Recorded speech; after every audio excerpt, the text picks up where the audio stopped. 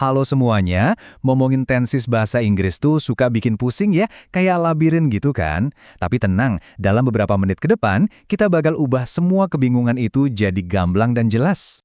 Pernah nggak sih pas lagi mau cerita, malah bingung pakai I did, I have done, atau I was doing ya? Tenang, kamu nggak sendirian kok. Dan solusinya ternyata lebih simpel dari yang kita kira. Nah, ini dia, senjata rahasia kita. Lupakan deh hafalan aturan yang seabrek. Selama pembahasan ini, kita cuma butuh satu panduan, bagan ini. Anggap aja ini peta visual yang nunjukin kita lagi ada di mana dalam lini waktu. Perjalanan kita bakal jelas banget. Pertama, kita pahami dasarnya. Terus kita jalan-jalan ke masa lalu, masa kini, dan masa depan, baru deh kita lihat gambaran besarnya. Siap? Oke, yuk kita mulai. Oke. Sebelum kita terjun ke past, present, dan future, kita harus tahu dulu kalau setiap waktu ini bisa dilihat lewat 4 kacamata atau aspek yang beda. Nah, aspek-aspek inilah yang ngasih warna dan makna ke setiap tense. Coba bayangin deh, simple itu kayak kita ngambil foto. Cekrek, satu kejadian, utuh, dan selesai. Udah gitu aja, paling dasar dan to the point. Nah, kalau simple tadi itu foto, continuous ini kayak video pendek. Fokusnya itu ke durasi dan prosesnya, ke sebuah aksi yang belum kelar di momen yang lagi kita omongin. Nah, ini yang keren dari Perfect. Dia itu tugasnya kayak jembatan. Selalu menghubungkan 2 titik waktu. Satu kejadian yang udah kelar di masa lalu, dan relevansinya sama momen setelahnya. Dan yang terakhir, gampangnya, ini gabungan keduanya. Perfect Continuous itu soal durasi sebuah video, continuous, yang selesainya sebelum momen lain. Perfect. Jadi, ini menekankan udah berapa lama sesuatu itu terjadi. Oke, berbekal 4 aspek tadi, ayo kita mulai perjalanan waktu kita. Pemberhentian pertama, masa lalu. Kita lihat gimana keempat aspek tadi bekerja di sini. Kita mulai dari simple past. Lihat panah merah pendek itu? Itu persis kayak kejadian tunggal yang selesai di masa lalu. I wrote a book yesterday. Kelar. Tuntas. Satu titik di garis waktu.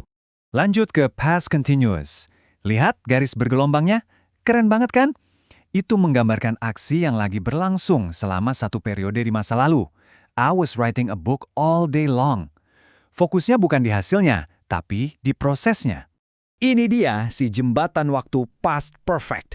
Panah oranye itu nunjukin satu aksi yang udah selesai sebelum satu titik waktu lain di masa lalu. Misalnya, pas kamu datang, aku udah nulis buku itu. Jadi, nulis bukunya terjadi duluan. Dan past perfect continuous. Coba lihat.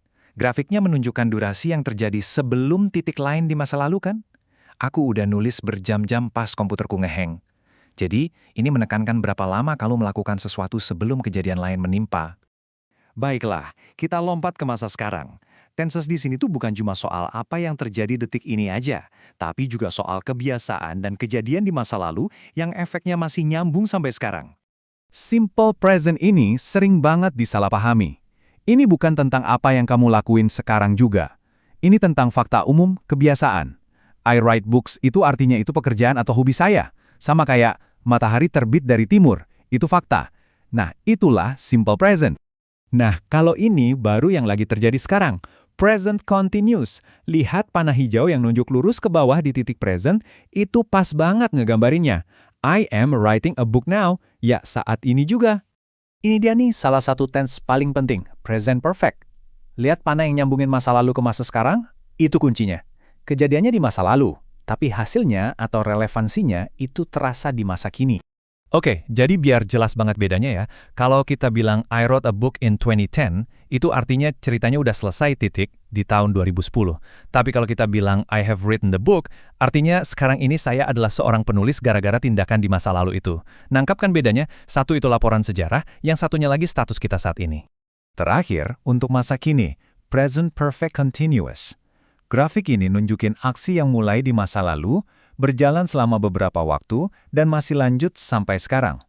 I have been writing this book for 2 years. Durasi itu kata kuncinya.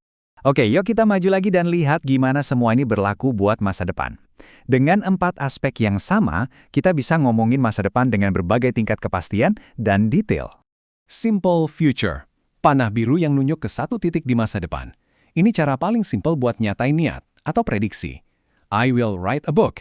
Sebuah janji atau rencana. Kalau pakai future continuous, kita seolah-olah lompat ke masa depan dan melihat sebuah aksi yang lagi berlangsung. besok jam segini aku lagi nulis buku. Kamu akan ada di tengah-tengah prosesnya pada saat itu. Sekarang future perfect. Ini tentang melihat ke satu titik di masa depan dan ngomongin aksi yang bakal udah selesai pada saat itu. Akhir minggu ini aku pasti udah selesai nulis buku. Jadi tindakannya udah jadi masa lalu dari titik masa depan itu. Keren ya? Dan yang terakhir, future perfect continuous, yang fokusnya ke durasi. Nanti bulan Desember, aku berarti udah nulis buku ini selama 3 tahun. Ini bukan soal bukunya selesai atau enggak, tapi soal berapa lama aksi itu akan sudah berlangsung sampai titik itu di masa depan. Jadi, setelah kita jalan-jalan melintasi waktu, yuk kita mundur sedikit dan lihat gimana semua potongan ini jadi satu sistem yang utuh dan sangat berguna. Dan ini dia, seluruh sistemnya ada di depan mata kita. 12 tenses. Tapi jangan lihat ini sebagai 12 aturan acak ya, tapi sebagai sistem 3x4 yang logis banget. 3 bingkai waktu, masa lalu, sekarang, masa depan, dan 4 cara buat ngelihat kejadian di dalamnya. Ini bukan lagi soal hafalan, tapi soal milih alat yang pas buat cerita yang mau kita sampaikan.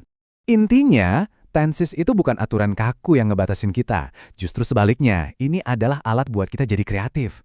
Ini tuh kayak kuas lukis yang bikin kita bisa ngasih gambaran yang pas soal sebuah tindakan, durasinya, dan hubungannya sama waktu. Jadi pertanyaannya sekarang, setelah kamu punya petanya, kamu mau cerita apa?